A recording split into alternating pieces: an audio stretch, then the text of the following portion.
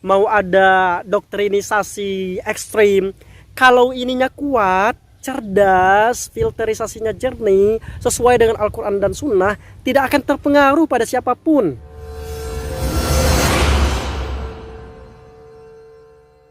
Assalamualaikum warahmatullahi wabarakatuh. Teman-teman yang dimuliakan Allah Subhanahu wa taala, jumpa lagi dengan Sapas. Alhamdulillahirabbil alamin. Allahumma sholli ala Muhammad wa ala ali Muhammad.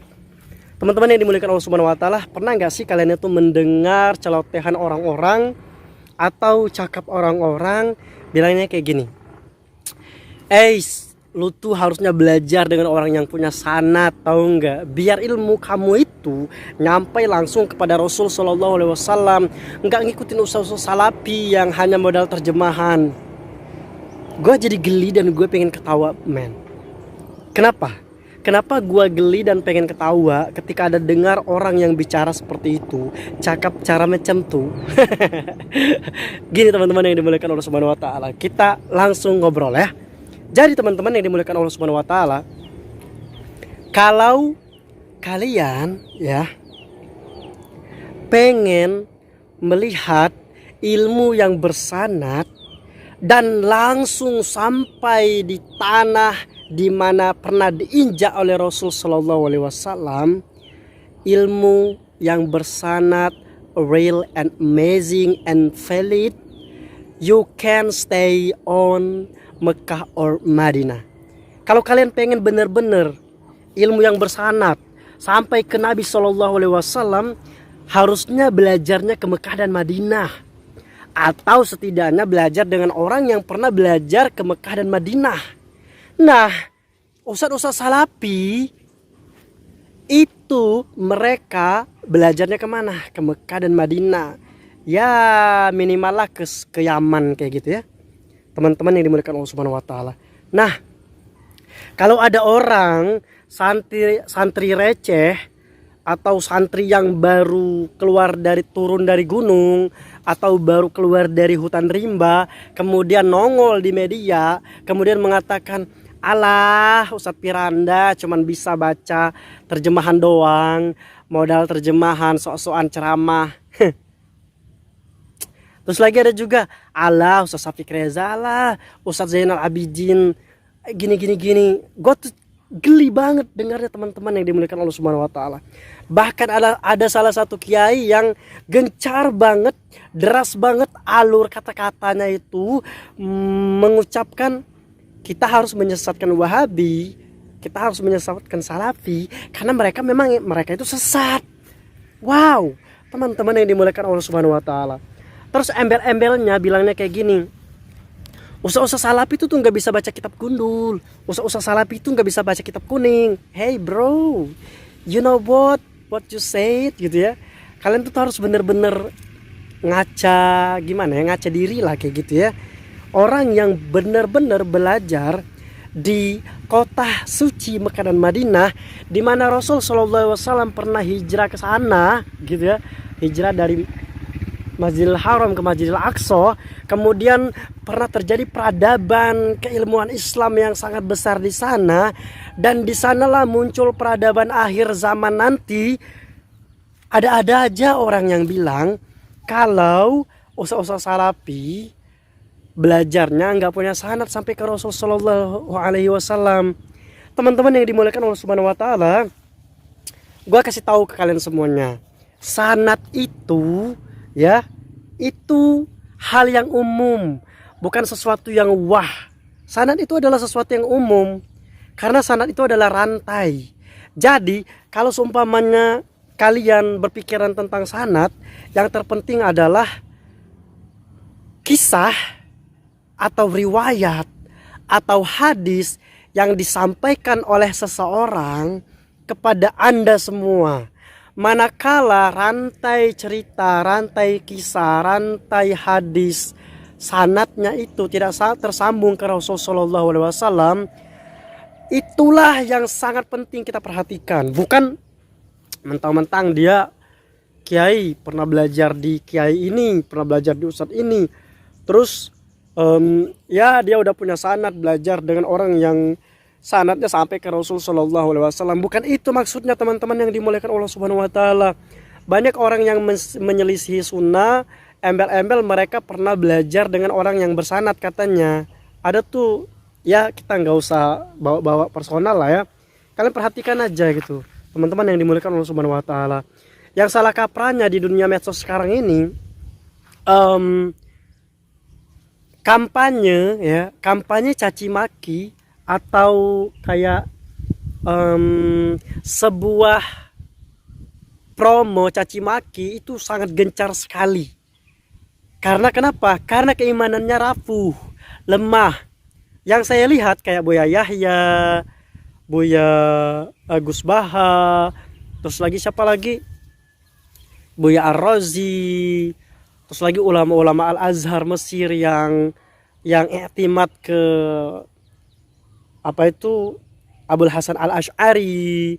Terus lagi banyak sekali kiai-kiai, ustadz-ustadz atau orang yang disebut alim ulama, tapi mereka memiliki jiwa yang rapuh, dalam arti mereka bela-belain mengajak jamaahnya untuk membenci sebuah golongan atau suatu golongan agar tidak mengikuti golongan itu.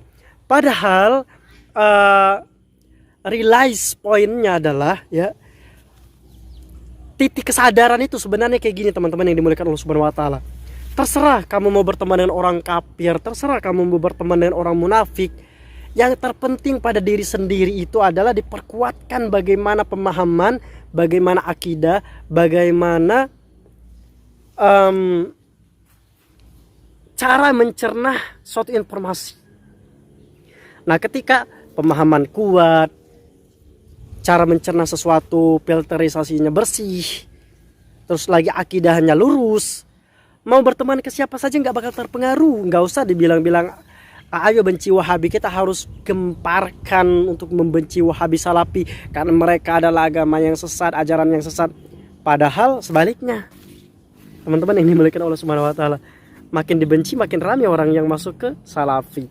Jadi ini teman-teman yang dimuliakan Allah Subhanahu wa taala, sebenarnya ya, perkara saling benci atau perkara saling tajasus, kayak oh kamu nggak boleh ikut golongan ini nanti kamu kayak gini-gini, kamu nggak boleh ikut golongan ini nanti kamu kayak gini-gini, itu tuh norak banget, bahkan lebih norak dari zaman jahiliyah di zaman Rasul Sallallahu Alaihi Wasallam. Bayangkan di zaman Rasul Sallallahu Alaihi Wasallam dulu, Nabi hidupnya itu nggak terlepas dikelilingi orang-orang munafik, nggak terlepas dikelilingi orang-orang fasik, nggak terlepas dikelilingi orang-orang yang bermakar.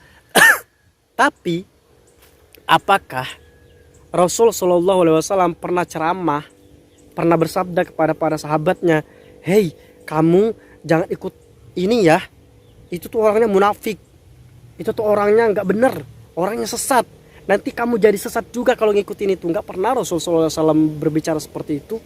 Malah Rasul Shallallahu Alaihi Wasallam fokus memperbaiki akhlak, memperbaiki adab, terus menyebarkan agama yang kuat, tauhid yang kuat, sehingga mau ada bencana takhayul, mau ada bencana khurafat, mau ada doktrinisasi ekstrim, kalau ininya kuat, cerdas, filterisasinya jernih, sesuai dengan Al-Quran dan Sunnah, tidak akan terpengaruh pada siapapun. Sehingga inilah yang kita ketahui teman-teman yang dimuliakan Allah Subhanahu wa taala, banyak orang-orang yang menanamkan kebencian kepada orang lain tapi lupa menanamkan pokok asas yang harus dikuatkan terhadap generasi. Sehingga banyak sekali bermunculan dikit-dikit saling benci, saling hujat, caci maki, karena caci maki itu mendapatkan pahala. Akhirnya ustadz sekarang pada banyak mengajak jamaahnya untuk mencaci maki, membenci. Tidak sebaliknya, mengajak umatnya untuk berakhlakul karimah, bicaranya sopan santun, mulutnya dijaga, tidak tanduk kegiatan sehari-harinya, husnuzon kepada orang lain. Itu sangat kurang sekali. Kenapa? Karena tadi ketakutan, kekhawatiran disebabkan kelemahan pemahaman, kelemahan filterisasi otak dalam mencerna keberingasan zaman itu nggak ditanamkan. Makanya kalau kalian pengen lihat realita yang ada, orang salafi mau dijelek-jelekkan gimana pun ustadz-ustadznya, mau dihempaskan dengan kata cacian apapun, nggak pengaruh. Nggak ada balasan apapun dari mereka untuk menghujat balik. Bahkan ustadz-ustadz salafi fokus mengajarkan sunnah, mengajarkan Al-Quran, menguatkan akidah, tauhid. Sehingga orang-orang yang ikut salafi cerdas sekali.